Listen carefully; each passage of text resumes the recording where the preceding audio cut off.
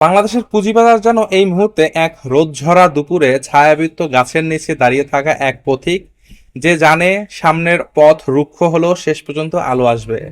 Dhaka stock এক্সচেঞ্জে market P ratio মাত্র 9.39 এবং লেনদেন 500 কোটি। তখন এটি আমাদের বলে মার্কেট সস্তা, তবুও বিনিয়োগকারীদের মুখে হাসি নেই।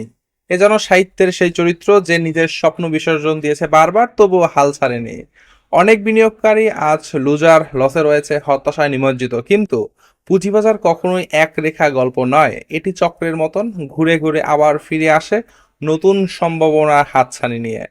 বর্তমান বাজারে কিছু বিনিয়োগকারী বেশ লুজার রয়েছে, তাদেরকে ধৈর্য ধরতে হবে। এই কারণেই যে বাজার ইতিবাচক সিগন্যাল দেখা যাচ্ছে সামনে। বাজার ধীরে ধীরে ঘুরে দাঁড়াতে পারে, তবে তা হঠাৎ করেই নয়, একটা গ্রাজুয়াল রিকভারির সম্ভাবনা বেশি। এই সময় প্রয়োজন সবচেয়ে বেশি ধৈর্য, জ্ঞান এবং বিশ্লেষণী শক্তির। শেয়ার বাজারে সাহসী বিনিয়োগকারী হলে আহ সেই কবি যারা শূন্য কাগজে লিখে যেতে পারে সম্ভাবনার কবিতা। বাজারে যারা আজ ক্ষতবিক্ষত তাদের জন্য বলি, এই আঘাতও একদিন গল্প হবে। ভয় নয়, জ্ঞান দিয়ে এগিয়ে চলতে হবে। শেয়ার বাজারের আধারে সাহসী একমাত্র আলো। আপনি যদি ধৈর্যের পরীক্ষা পাশ করেছেন বলে মনে করেন, তাহলে এখন সময় সাহসের পরীক্ষার জন্য। ইনশাল্লাহ ভালো দিন আসবে।